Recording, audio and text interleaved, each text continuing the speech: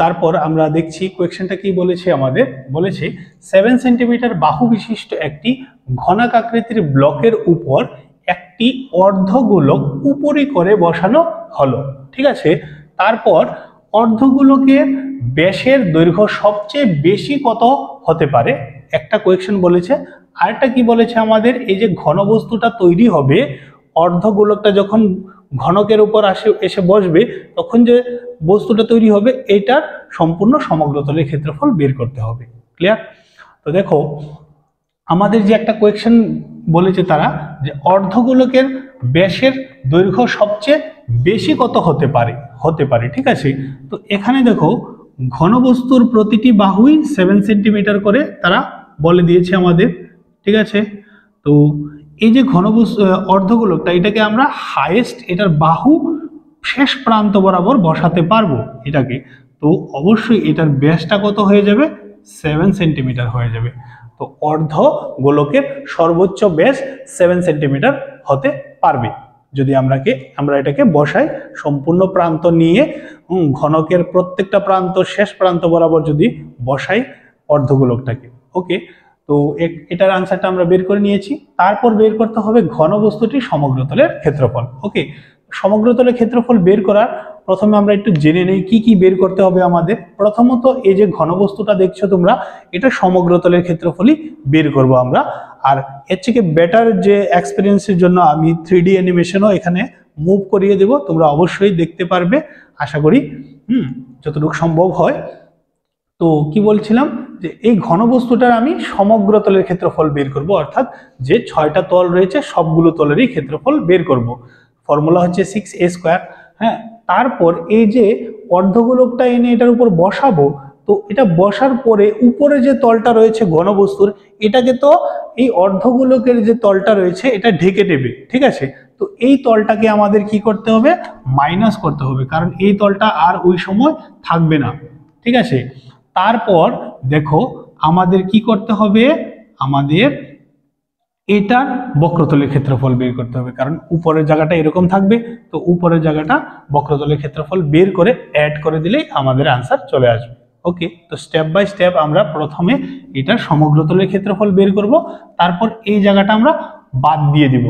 ঠিক আছে, তো দেখো লিখছি, ঘনকের সমগ্র তলের ক্ষেত্রফল কি দিয়েছে আমাদের দিয়েছে 6a² বর্গ একক। 6a কত, a হচ্ছে প্রতিটি বাহু, তো আমরা সবাই জানি ঘনকের প্রতিটি বাহু 7 করে, তো আমি এখানে 7² লিখলাম, আর এখানে লিখবো এককটা হয়েছে সেন্টিমিটার স্কোয়ার। তো 6 মাল্টিপ্লাই 7² মানে হচ্ছে 7 × 7 = 49 সেন্টিমিটার স্কোয়ার, আর 6 নং 54, 4 হাতে রয়েছে 5, 4 × 6 = 24, আর 5 × 29 সেন্টিমিটার স্কোয়ার। ওকে, তো এটা হলো এই ঘনকের সমগ্র তলের ক্ষেত্রফল, 6টি তলেরই ক্ষেত্রফল, কিন্তু একটা তল কি করতে হবে, আমাদের বিয়োগ করতে হবে। আর ঘনকের প্রত্যেকটা তলই একটি বর্গ আকৃতির হয়, তো এটা বর্গক্ষেত্রের ক্ষেত্রফল বের করে নিলেই একটা তল পেয়ে যাব আমরা। তো ঘনকের উপরের বর্গাকৃতি তলের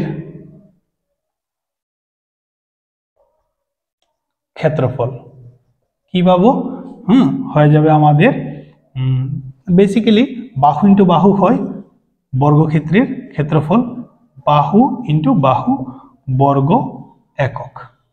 তো বাহু কত, বাহু হচ্ছে 7 মাল্টিপ্লাই 7 সেন্টিমিটার স্কোয়ার, তো 7 × 7 কত, 49 সেন্টিমিটার স্কোয়ার।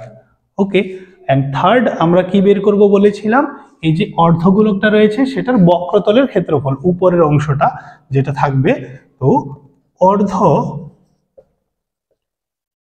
গোলকের বক্রতলের ক্ষেত্রফল কি আসবে, দেখো ফর্মুলা হচ্ছে অর্ধগোলকের ক্ষেত্রে 2πr² বর্গ একক।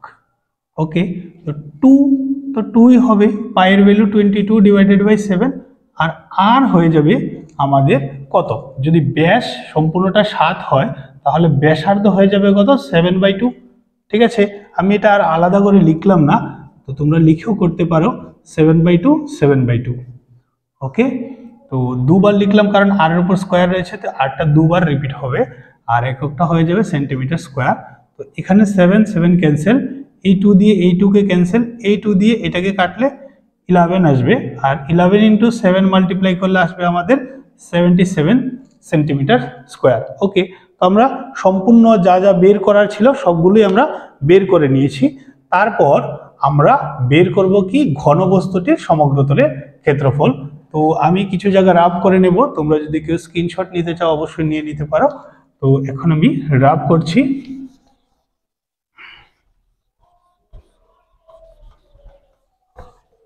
তো দেখো, এখন আমরা বের করব কি, আমাদের আনসারটা কি হবে বলেছে, ঘনবস্তুটির সমগ্রতলের ক্ষেত্রফল। তার জন্য কি করতে হবে আমাদের, প্রথমত এই সম্পূর্ণটারই ক্ষেত্রফল নিতে হবে ঘনবস্তুর।